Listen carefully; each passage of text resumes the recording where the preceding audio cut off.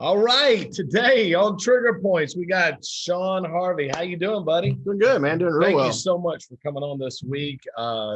We are pre-recording this because both of us will be out of town this week on Friday. So I wanted to get him on the show and go over kind of how you got your start and what led up to everything, and discuss what we do for fun and what we don't do for fun. There you go. So, Shawn, I appreciate you coming on the show, man. I don't wear a jacket for fun, not in this hot weather, that's for sure.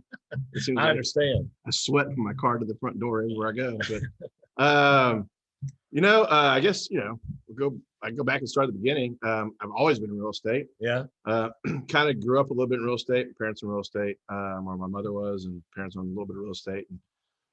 And, stumbled into, like most people stumble in anything. Yeah. Graduated college, applied to 10 different places, got a job offer to go work at a fairly large company called Equity Office Properties and Commercial Real Estate. And went there as an accountant, because I accounting degree, for about 4 years. I didn't like that, got in the operations side. Yeah. Been in commercial real estate now for 20 plus years.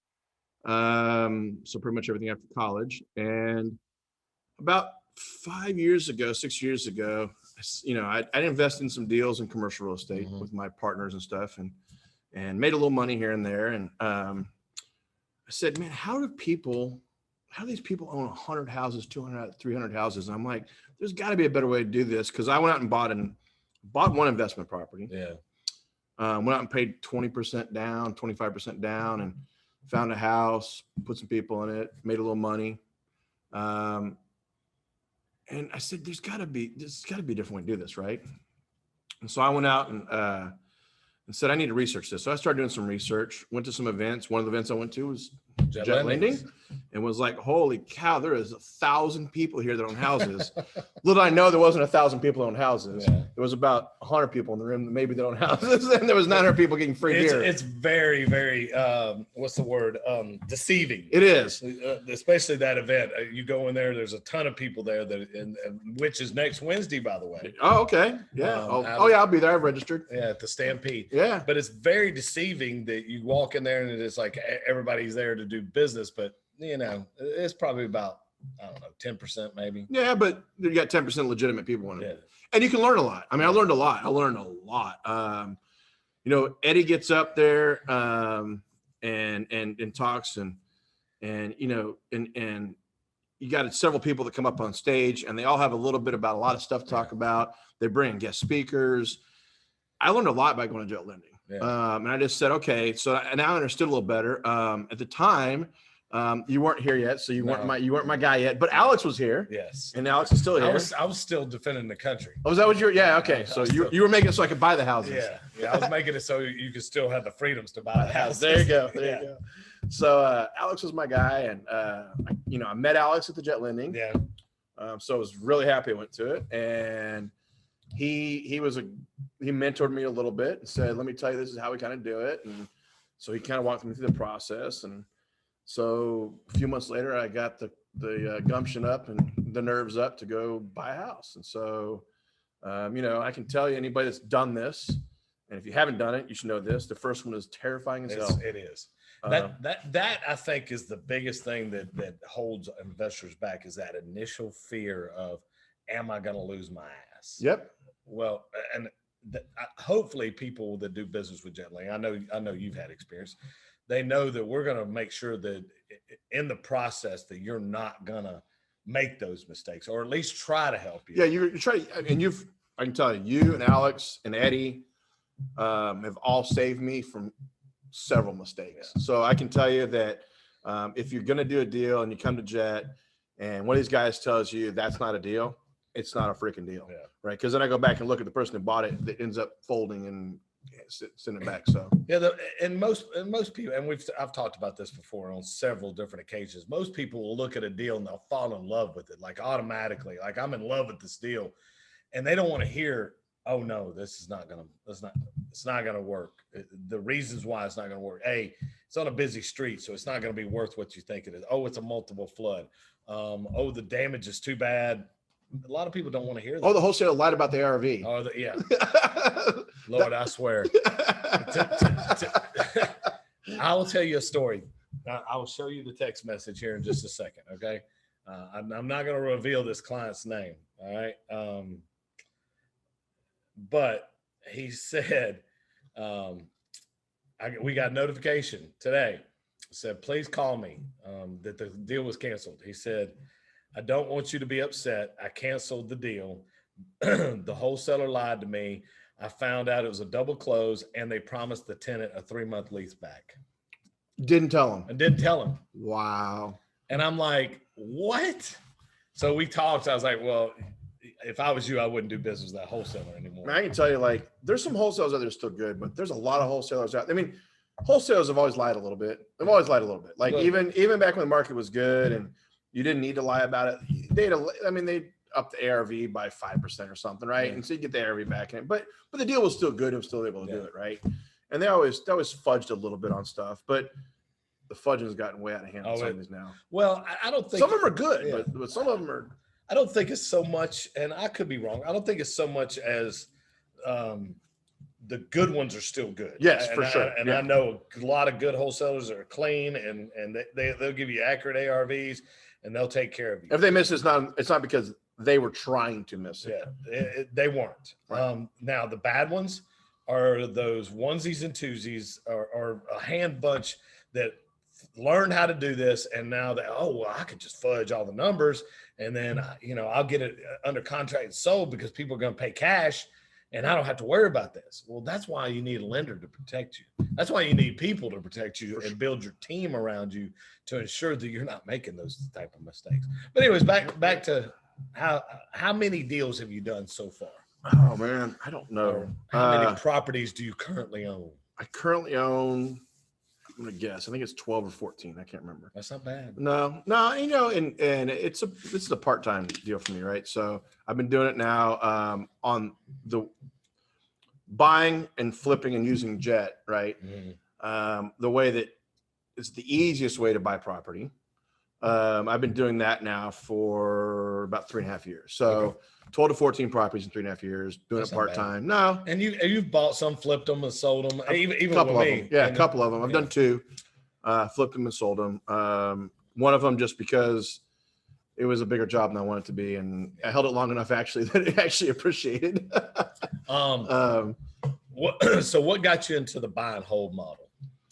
So, I don't need. So a couple of things. One is I've had several people say, you want to build wealth or do you want to, or is this a job, right? Yeah. So if you're going to do this as a job where this is the only thing you're doing, you're going to have to flip something, right? Yeah. You can't hold them all because you got to make some money day to day, right? For me, I own another company that's in commercial real estate. And so that's my job, right? Mm-hmm. And so for me, this is building wealth, right? Okay. So this is a wealth building. If you're going to build wealth, you buy and hold, right? Because that's building wealth. And if you run the numbers, and anybody can do this, if you run the numbers, if you flip a property, if you go in and say, well, if I was to actually take that and hold it, how long would it take to come to equal? And it's usually between 2.5 and 3 years. So if you hold it between 2 and 3 years, you'll make about the same amount as you would if you'd have flipped it. Yeah. Generally speaking, not always. Some are more, some are less, but generally speaking, in the realm that I buy in, which is the ARV between 120 and 175,000. If you hold them, you'll end up making the same amount of money in 2 and 3 years. And then after that, it's just cake, right? Okay. So, and it goes up and up and up. Now, I know that you've delved into the Airbnb a little bit. Are you getting more aggressive in that or? So I looked in the Airbnb and I had a property. It turns out I'd bought a property in Galveston, and that's one of these things that, you think because it's in Galveston, it can Airbnb. Yeah. Turns out just because it's in Galveston doesn't mean it can Airbnb. So it's all about location. It is. Even when it's in a place that everybody wants to be in, which is Galveston, right? So I didn't Airbnb it because I went to some people who do a lot of Airbnb, and they said, you can try, but it's not in the right location, right? So I didn't. What I ended up doing actually on that one was I actually ended up flipping it. I was going to buy, hold, and rent it. And I had a sweet retired teacher that wanted to move back to Galveston that came to me and said, I know you're trying to rent, not trying to sell it, but would you sell it? And so I wasn't going to until my wife said, yes, you are.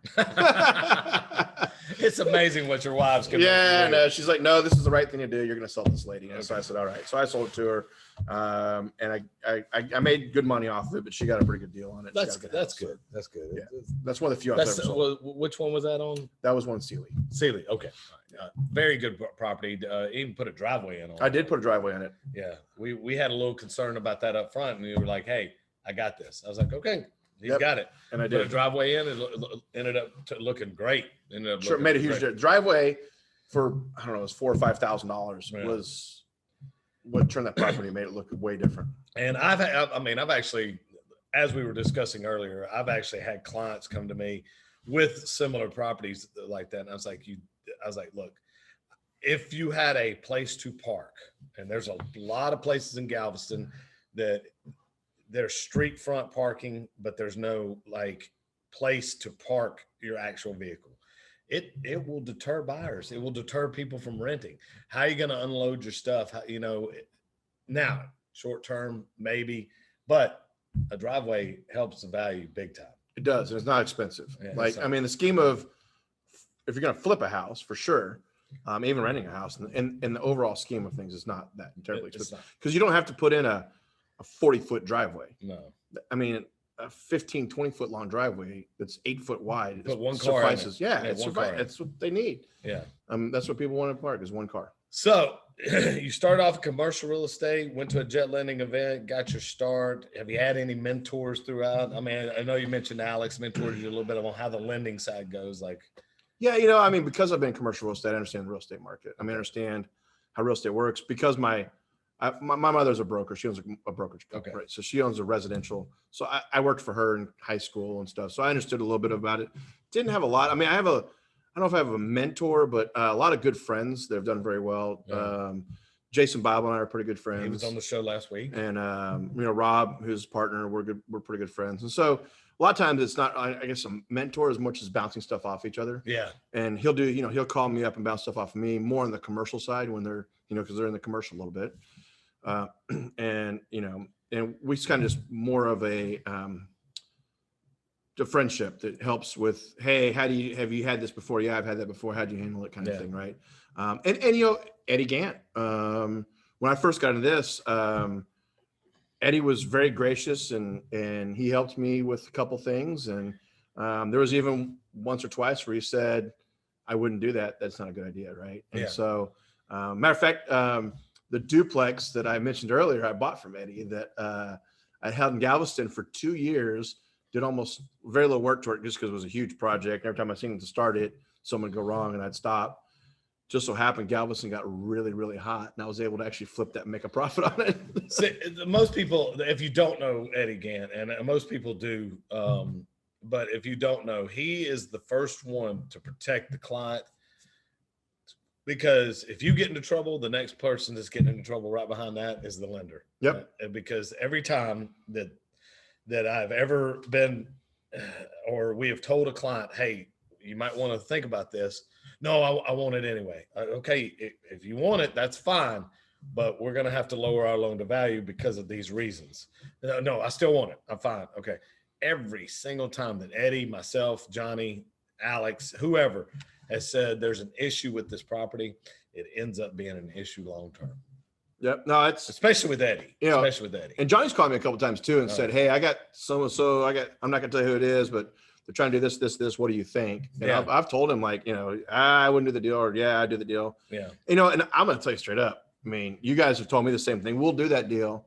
But here's the thing is we're not doing 70%. We'll do 60, 65%. Well, if you guys don't want to lend on it, 100%, throw up a huge red flag. It should. Because you guys are pretty good about lending. Yeah. I mean, you're pretty. Most of the time we lend full 70%. Yeah. When we have to back it down, there's some issues that we have identified, and it's not to hurt the client by no means. Protect you. It's protect us a little bit. But if we throw up a red flag all of a sudden and say, hey, we're not going to be at full 70%, in your mind, you should say, ooh, what's wrong? Yep. And ask those questions, especially for new investors or even seasoned. I've had seasoned investors. Well, what do you think's wrong with it? Well, we'll tell them, hey, it's on a busy street. This is where we're at. Your ARV is here.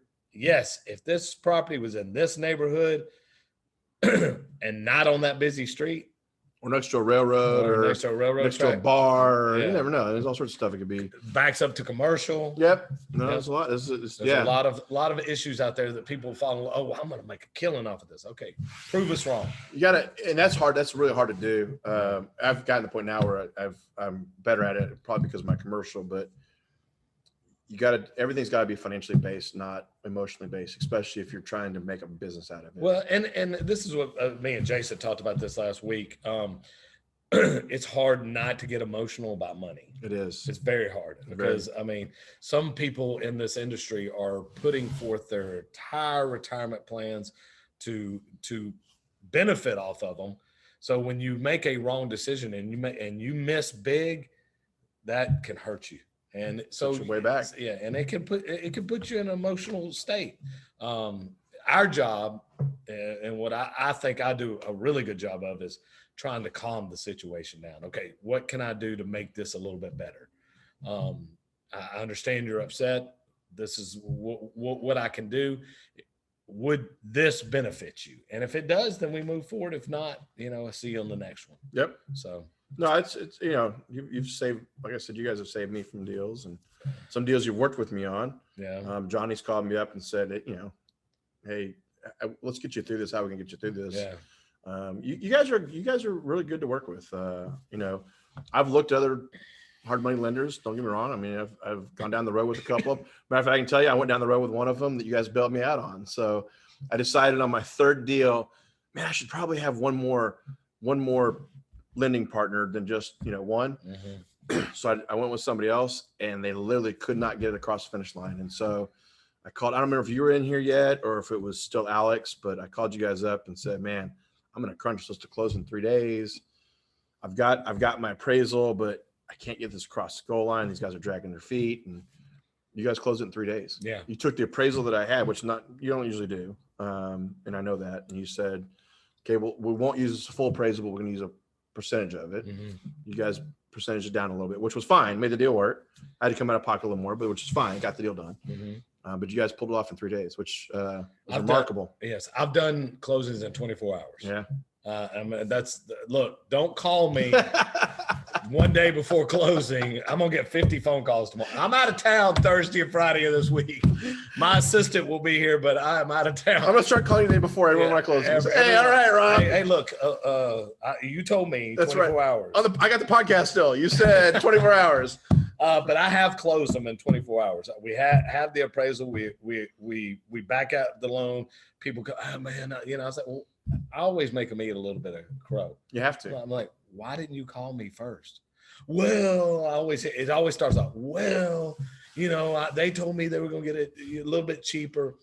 Yeah. Hey, I got it. Go shop as many rates as you want. Jet Lending's not the cheapest in town, but we are the best. Yeah. We're not that bad. We're in comparative with a lot of other lenders. But if you're looking for really, really low rates, then you're going to come out of pocket. I mean, that's just the bottom line. Yep.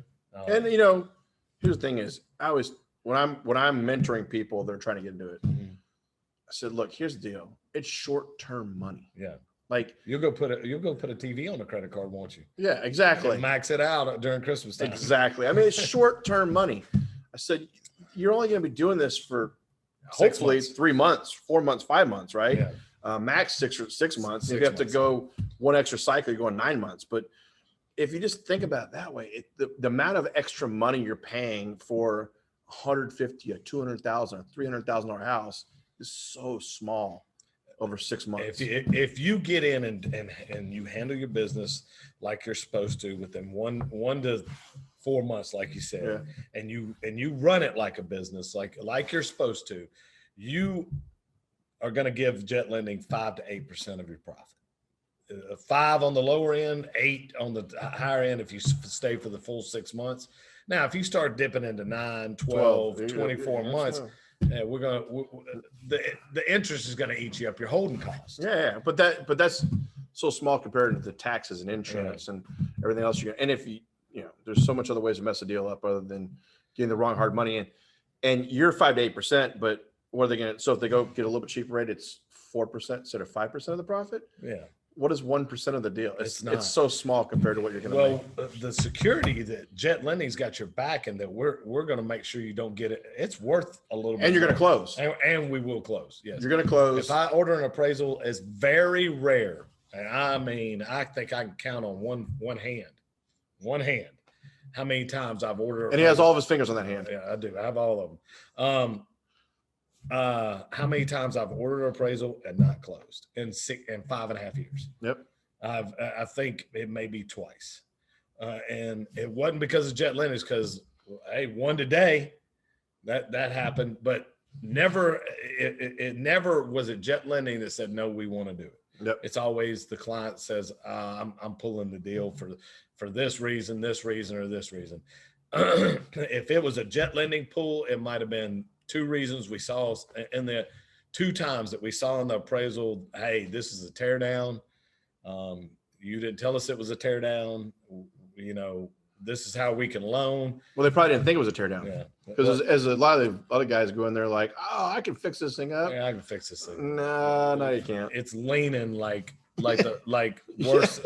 Like this would be straight and it's leaning over on its side, and all your frames are rotting out, and your joists, everything's just gone, and you're just, you can fix this. Yeah. I had a little one that I was looking at. It was a little 3-bedroom, 1-bath that you guys were going to lend on, and I went over there, and before he pulled the appraisal, I was noticing that there was some termite damage. Mm-hmm. So I said, I'm going to get a termite inspection. Just call the guy up, and he said, you know what?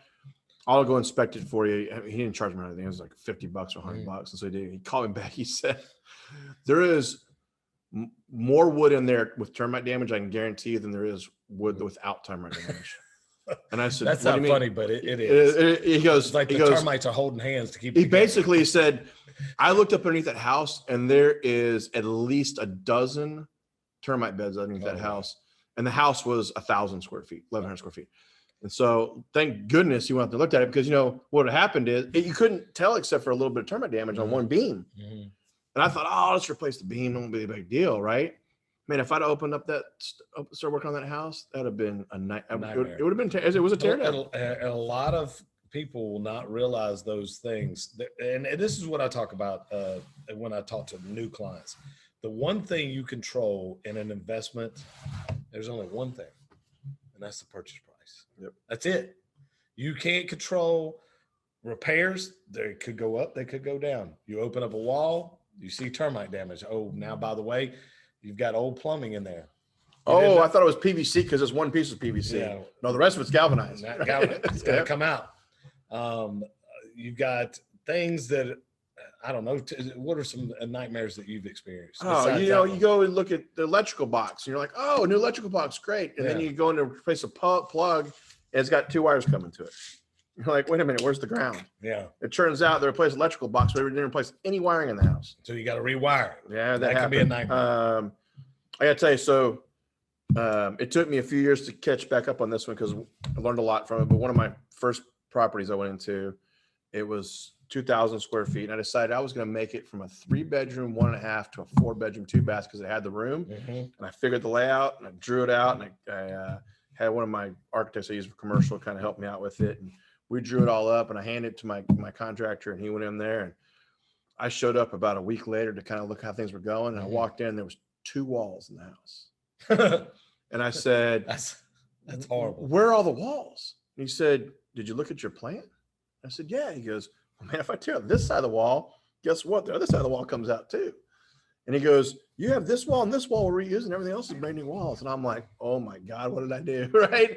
Thank God that, the 2 load-bearing walls were the ones we left in. But man, that one cost me a lot more than I was expecting, because I wasn't expecting to replace every wall. I didn't, as a new flipper, I didn't think about the fact that, if I'm taking out this side of the wall to expand the room, it's it's all coming out, right? You got to account for that. And so there's stuff like that you learn. Hopefully you learn it for not a huge loss on that one. That was a bad one. Now, hindsight, I make a ton of money off the house. I've made a ton of money off that house. My revenue after paying taxes, insurance, and my note is about $650 to $700 a month now. It's not bad. Now, at the time when I was doing it, I was terrified, but That's not got bad. through it. No, it's a good one. That goes back to, you were talking about people first getting into this, and I can tell you it's terrifying, the first one. But just think about this. If you're buying it right, and the last thing you want to have happen is it doesn't work. Yeah. But that is the worst possible thing that's going to happen. Is that it doesn't work. It doesn't work. You end up with a ding on your credit, and at the end of the day, it's terrible because no one wants to fail, right? No. But that's the worst. You're not going to go bankrupt. They're not going to come take your kids and your house and your wife and your cars. That's not going to happen. That's the worst case can happen. Now, the good thing is, if you do it with Jet Lending, there's very little chance of that happening if you listen to the guys over here tell you. You have to listen to what he said. He said one word. Yeah, you have to listen. So especially if you're a new investor. If you're a new investor, I can tell you it's terrifying. And, I look back and I go, man, first of all, the first house I bought, I paid, I think it was with you guys, I paid $52,000 or $54,000 for it, and it needed like $12,000 in repairs. And I was terrified. I look back on it, I go, man, I make a pretty good living. I make a pretty good salary. I look back and I go, man, I could have paid that note for 10 years. And I may have had to skip a few lunches, right? Like, it wasn't like it wasn't going to bankrupt me, right? I look back and I go, why was I so terrified? It was, my payment to Jet was like $600 or $700 a month, right? And if I had to refinance it or even extend it with Jet and maybe it went up to $800, right? I was like, I could have paid $800 a month for a long time, right? I wouldn't have liked it. We don't want to. And I wouldn't have liked it. And you guys don't want that to happen. And nobody wants it to happen. But hindsight was, I was worst case scenario. Yeah. And these are, look, this is absolute because we are a short-term lender. We do have some loans, that have gone past a year and a half, but they are literally still making their payments, and but it's a higher interest rate. But it's a higher you get tacked on. I've trust me, I've done it once or twice with Jet, and you don't want to do it. They're good guys, but at the end of the day, it's financial. It's not personal. It's business, and you're going to get charged a hefty fee. You're going to charge a higher interest rate. It's all in your documents when you get them, and sometimes it just happens. But you don't want it to happen. If that's the worst thing that happens, and you're still able to make payments, and maybe you move in a renter, So and then you go long term. But the point being is, if you think about the worst case scenario when you're going to go buy a house, you'll realize it's not as bad as you think it is. No. Right. The problem is when you're in the midst of it and you're thinking about doing it, it seems terrifying. It's like when you buy your own personal house or you buy a car and you realize you just spent $50,000 on buying a vehicle and you go, oh my God, what did I do? Right. Yeah. But at the end of the day, you're like, oh, it's a payment, right? And I can afford the payment. And buying a rental property, even at hard money, it's a payment. How much can I afford in a payment? That's what it is. You just got, can I afford the payment? Well, so that's a great segue talking about cars. He's a car guy. I'm a car guy. A little bit, yeah, a little bit. I did not know this. I was I have two Facebook pages. I have my personal and I have my business. My personal stays personal. Some friends. Mine's the same way. I have two also. Are on my personal. Well, I was in a Corvette forum. And I see this guy comment about something in a Corvette forum, local forum here in Houston about a Corvette. I'm like, I only know one Shawn Harvey. I was like, he does not seem like a Corvette guy. I was like, hold on, let me grab my phone. So I text him, I was like, so what year model is it? And he's like, what the fuck you talking about? I'm like, what year model is your car? And he's like, oh, you got a Corvette too? I was like, we connected on that. And I was just like, that's cool. So yeah, it's I don't, kind of like probably you and a lot of people, I don't make it very public so they don't have to hear about it from my partners and my daily job about, you're out buying Corvettes, right? Yeah, so I'm the same way. Yeah. It took me forever to drive it to work because I didn't want people to be like, oh, you're making a ton of money, you blah, blah, blah. I am retired from the United States military. I make a good living off of my retirement alone. Jet Lending, I'm very blessed here. But I had a 2013 when I was in the military, 60th anniversary, black, beautiful car. It was beautiful. Old C5. Yep. Or no, C4. C6. Oh, C6. No, C6 was 2013. Yeah. 2013. C6. Yep. And I loved that car. I did. I loved everything about it. I got out of the military, got scared like most people do. I didn't know what was going to happen, job wise, future wise, blah. Johnny's like, "Hey man, don't worry about it." I was like, "No, I'm just going to get rid of it." Should have listened to Johnny. Johnny's like, "No, you shouldn't get rid of it. Just relax, everything." I was like, "No, so I traded it in. As soon as I traded it in, it was gone the same day. Oh, I'm sure. It was gone the same day. 60th anniversary, had 20 black Yeah. with chrome rims. It was like it was beautiful car. I am not a very emotional person, but when I drove off the lot, I had instant buyer's remorse because I bought an F-250 and I had instant buyer's remorse. I was like, this was the biggest mistake I've ever made. And I told myself at that point in time, I was like, I don't care what it takes. I don't care how long it takes. I will put another one in my driveway. When I married my wife, I told her, I was like, look, there's going to be one thing that you have to deal with eventually. I will put a Corvette back in my house. And she's like, no, you're not. You don't need that. You're married now. I was like, okay, just as long as you understand that's happening right at some point. Well, what about kids? I was like, as long as you understand that that's happening at some point and when we can afford it, I'm doing it. And we got to a point that we had a bunch of stuff paid off. And I was like, you know what? Let's do it.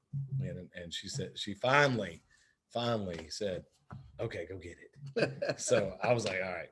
But tell me a little bit about So mine was actually different. My wife actually I bought mine from a very good friend of mine who didn't drive it anymore. His garage kept it for a long time. Yeah. I worked on it for about 9 months to sell it to me. But the minute he said he might sell it, my wife looked at me and said, you need to buy that. And I didn't even think about buying it. She was like, you need to buy that. That's gonna be fun. So that's how I ended up with mine. But and I pay with it. The reason I can have a vet is because I own a bunch of rental properties. Exactly. And that's actually how I justified it. I said, you know what? I've worked very hard to build a portfolio of rental properties that make a really good cash flow coming in every month. And I told my wife, I said, I'm going to reward myself. I'm going to buy my vet. And she said, you deserve it. You worked really hard at this. Well, my wife, it was a very interesting story. And I think I've told you. You told me before. Yeah. I can't repeat it. It was very funny. Just take my word for it. At that point in time, I was just like, I'm buying this thing. And she said, go get it. Yep. And I was like, okay. And they like it too. My wife loves to go. We take it out to dinner and stuff. My wife has driven it one time. We had at the Christmas party that we had for Jet Landing. Yeah. She's driven it one time and she's like, this is fun, but it scares me. Yep. And I'm like, why? She's like, because if I was to hurt it, you would get mad. I'm like, no, I'd be mad that you make sure you are okay first. I mean, this is a car, it can be replaced. Yep. Long story short, she doesn't drive it. My wife doesn't drive it either because I told my wife, I said, have you seen your car? Yeah, don't drive mine. She doesn't take care of her car or what? Nah, she's got a lot. She went out after I stopped repairing it. After I realized how many times I was going every year to the dent and ding place. They got every dent and ding. She got into it. She went out and bought a paint pen. So now she paint pins her car, and it looks like a leopard. That's funny. She's got a lot of spots on it. See, my wife and I live by the same kind of thing. You could look at somebody's car and tell what their house is going to look like. You know what's funny is she's actually the opposite. You walk in our house. Uh-huh. Our neighbors always like, do you have a clean people coming every freaking day? Our house is immaculate. Everything has to be in its perfect spot. If I drop a t-shirt on the floor, I get a dirty look. No. She's like, go put that. Don't even start with the t-shirt. No. So I have a hamper, right? And I'm like, I'll throw my shirts on the floor, and she's like, put it in the hamper. In the hamper. Yeah. I was like, well, the hamper's full. She's like, well, you go take it and do a load of laundry tonight. I was like, hell no, I'm not doing a load of laundry tonight. She's like, anyway, she's really funny about that. But her car is, that's just, for her, a car is a means of transportation. Yeah.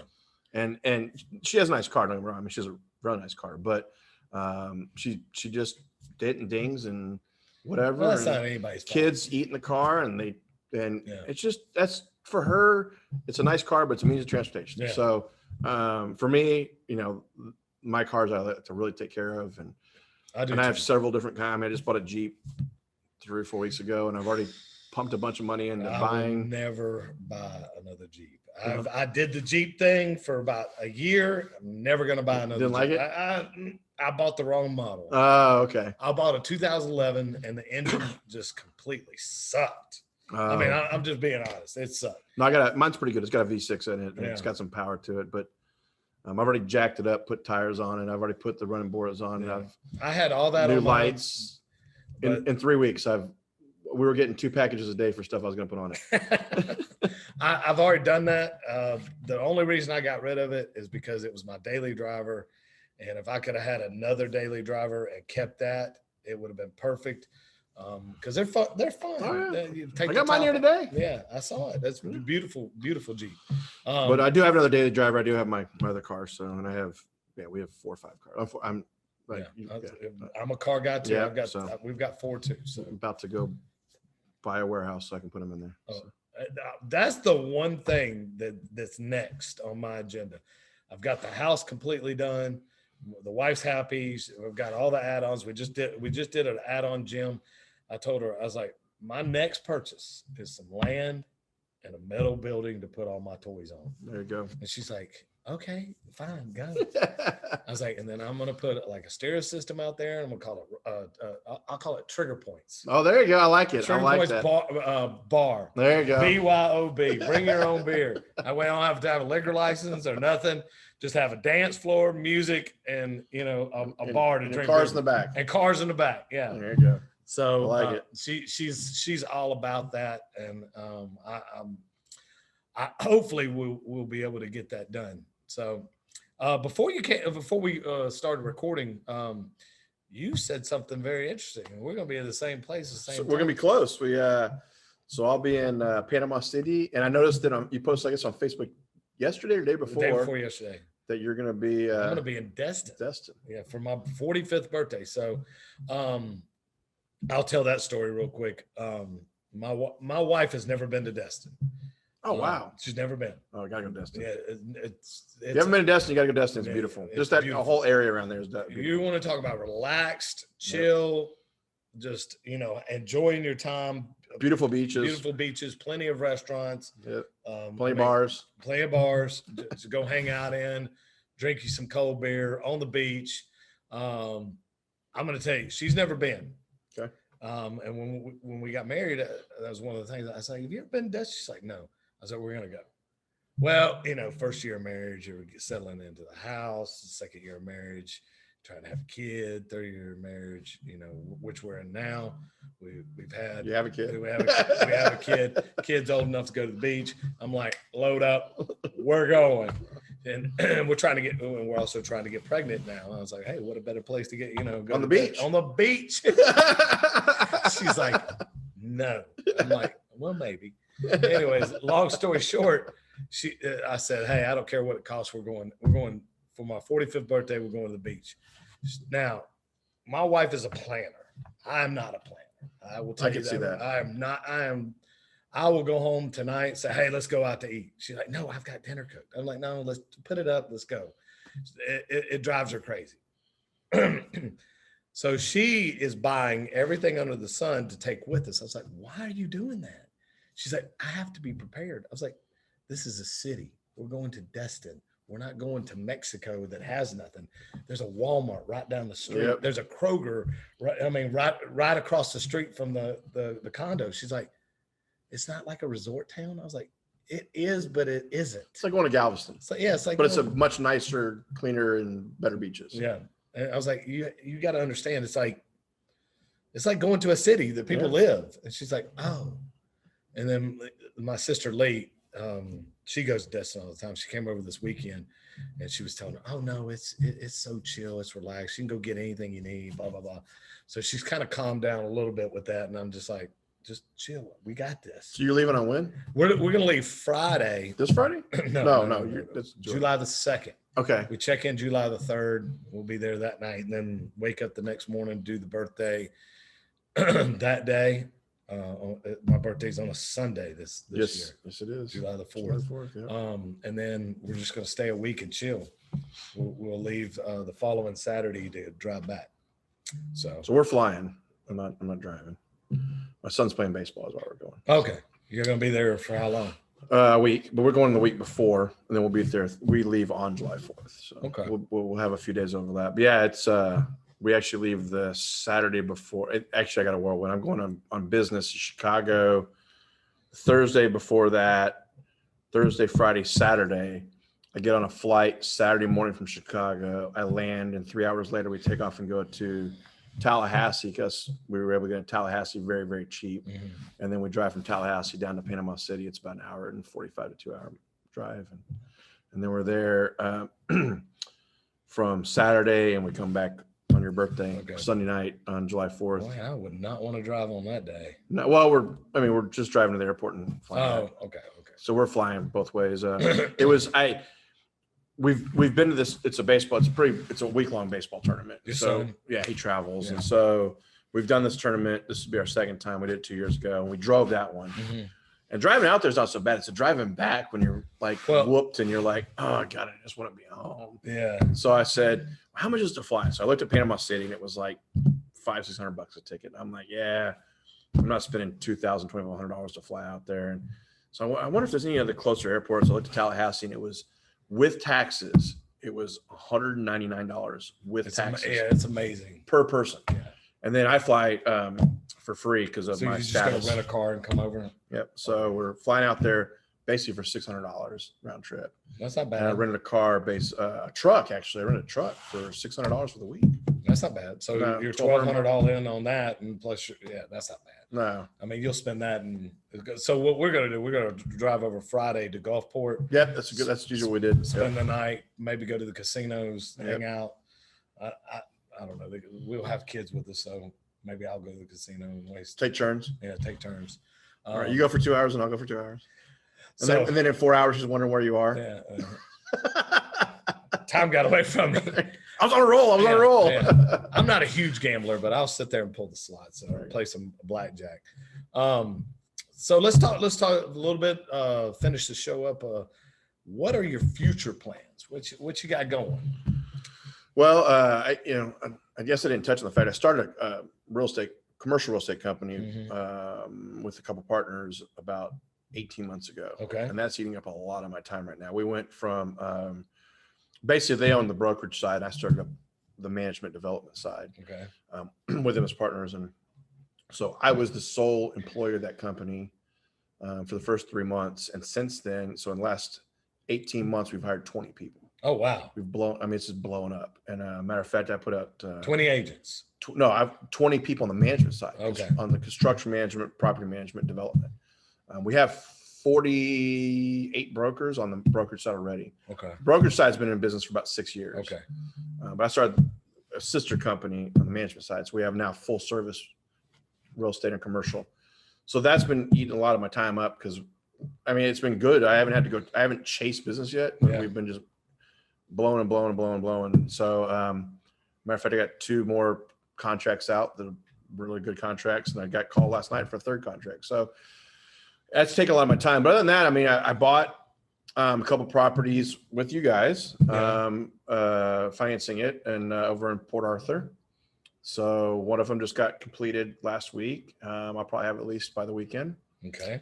I thought I had it leased, and then this girl bailed out on me. But I've got 20 other people that want it. So went over to my contractor yesterday, which is always a fun drive out to Port Arthur. But I need to go out and see the finished one. I went out and saw the finished one. Needs a couple items still done. So called the guy that was working on that, told him to go back and finish it. And then another guy over at the second property and looked at a 3rd property. So you may be getting a phone call from me today or tomorrow about a 3rd property. Okay. Well, I won't call you on Friday. Yeah, don't call me this Friday or tomorrow. I'll be driving tomorrow. Okay. You can call me. I'll put it in a contract. I'll call you Monday. Yeah. But it's a good deal. So I'll probably buy another one. But my new stopping grounds in Port Arthur. I started buying Port Arthur. I've got a business partner of mine that we've done some other business with that we're looking at apartments. Mm-hmm. So we've got we want to buy somewhere between 150 and 250 unit apartments. There you go. That's the big play right there. Yeah. So we've got I've got about a dozen people that kind of want to invest quite a bit of money a piece. So we'll be doing something maybe on that realm. I don't know. We're gonna see if we can find something. matches up. There's a lot of people that are doing buy-ins to get an equity stake. Yep. On apartments. That's a interesting avenue. It is, I originally looked at doing apartments probably about the same time I started my Lean Associates company, buying just personally, a 10, 20 unit. Jed, I know will finance on the smaller stuff. We will. And we could get some larger stuff done now too. Well, this other one's going to be, it'll be a straight conventional. It's doesn't need a lot of work. We're going to buy some stuff with a little bit of work needed, but not enough to make sense to do hard money. Yeah. Because not everything makes sense to do hard money, just straight up. It doesn't. Not everything fits in the right, so I got to have a lot of team members but that's why I always tell people Jet is a team member. Yeah. They're a lender, but at the end of the day, they're a team member, and you got to have a good, once you realize and you do one or two of these, you realize you have to build a good team. Yeah. You have to get a good attorney, good agent, good lender, and those all become your team members because you rely on all of them to help you get deals done. Title insurance.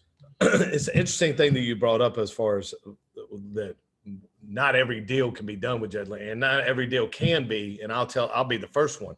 But we realized that and started delving into a little bit of the a lot now of the long-term stuff, non-QM side. And man, in the last 2 months, I've closed 6 30-year loans. Wow. 6. But the non-QM's another good avenue. You got to have the non-QM. It makes it a lot easier to roll if you're already, especially if you start with you guys. Yes. It makes it really easy to go, okay, we're just going to continue this. Just continue. And it's a lot easier to do it with us because we've already got the file. So anything that our long-term underwriter, which is not in-house, I'll be the first one, anything they need, I can just pull it from the old file and send it to them. And they're like, oh, okay. I see the photos. I see the work they've done, blah, blah, blah. I've closed people like seasoning periods. There's no seasoning period if you've done an equity increase. Right. But you've had to do that equity increase. I can get you refinanced, hey, as soon as you're done with the rehab. And a lot of people don't realize that yet. Hopefully I'll get a lot of people to watch this and they'll say, hey, I didn't know that. Seasoning period is not a thing. Now, are you paying conventional loan rates? No, you're not. That's why it's non-QM. That's why it's non-QM. It's a little bit higher on your rates, but if it's cash flowing or it's equity increasing, and if you're making $1 a month, at least you're making $1. And you got equity. And you got equity. A lot of people don't realize that is a good play. And in Houston, Texas right now, if you talk to anybody who knows the market well, equity is increasing significantly. And 5,000 a year, something like that. Oh, right now I'm seeing some of my houses have increased 3 to 5% a month. Oh, wow.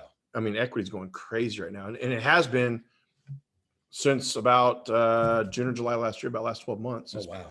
You can literally buy a house, and by the time buy it with Jet, by the time I refinance it, it's increased in equity has gone up 10%. It's That's crazy. Just based on ARV, it's gone up 10%. So, but and I'll be honest with you, it's in the commercial real estate too. Yeah. I was talking to now. Talk a little bit about your commercial side. Do y'all do? Basically, what type of commercial properties are y'all triggering in on? So we do what's called third party. So we don't own.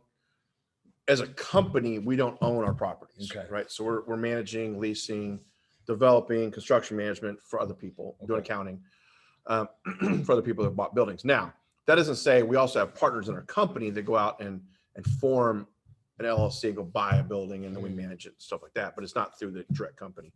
But on our side, we don't do apartments. We do office, kind of our primary. Industrial is close secondary, and we do some retail. Okay. But on our brokerage side, our biggest division is industrial. We have one of the largest industrial, if not the largest industrial brokerage shop in Houston. Okay. Our office side is also, it was just in the last 12 months has grown significantly, is getting much larger. And then we brought on some retail guys about 18 months ago. Unfortunately, they came over right before COVID, but retail got hammered with COVID by far. The commercial side, that was the biggest, got scary. It was a little scary there. It was, but it's starting to come back. It is. And I was talking to those guys actually just this week, and they were talking about they've been crazy busy. Yeah. Because now that everybody's past the whole scare part and they realize that the economy is coming back and the economy is still pretty strong. The retail centers are starting to fill back up again. Industrial never stopped. Industrial has been, so if you don't understand commercial, you I know do, but just so you understand. I understand a little bit. So whereas in residential, you buy a house because the market says it's worth $150,000, right? In commercial, it's based on what's called cap rates, which basically says what rate are you expecting to return? If I bought the property today at $1 million property and I bought it at a 5% cap rate, what I'm saying is I'm going to get a 5% return.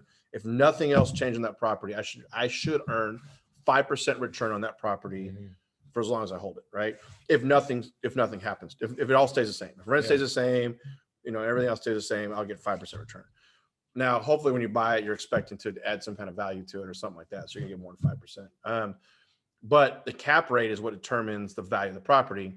Because the way you determine what the value of the property is, you just take the revenue the profit of the property and not including any kind of debt, mortgage, and you times it by divided by the cap rate, and that comes up to what your property value should be. Cap rates in industrial have gotten extremely low, which means the values have gotten extremely high. With the Amazons and the Teslas and all those of the world, they're building and needing more space, and Walmarts and industrial in Houston is just gone freaking crazy, and a lot of new buildings are happening. I find this very, very funny. Do you know that the new Tesla building is built in a floodplain? Yes. I saw that on the news. Did you see the river running through it? Yes. I was like, what? So they got to rethink that whole thing now. Yeah, that's crazy. And what I think is interesting is that leave it to him he'll probably figure out a way to use water as he'll build a river underneath it. He'll probably build a ditch with a river underneath it and use the water to generate turbine electricity and something. That guy's a genius. He's incredibly smart. Yes. So and then office buildings have there's occupancy, the occupancy on the rent roll, which says how many people are paying rent, has stayed pretty consistent. But physical people in the buildings has gone way down. I don't know if you've been downtown, but downtown is a ghost town right now. The average occupancy of downtown of physical people in the buildings compared to what is being leased in the building is 10% right now. Oh, wow. 10% of people are downtown. Well, I think a lot of people have realized through COVID and what happened during COVID is that they don't have to be in a building. So those commercial structures are going to be repurposed at some point in time. It's interesting you say that. So it's funny. I've talked to some CEOs and stuff of mid-sized and large-sized companies, and all of them are, their people are saying, well, because a lot of people came back on June 1, a lot. I'm in a building over June Memorial. 1 this year? June 1 this year. I'm in a building Memorial.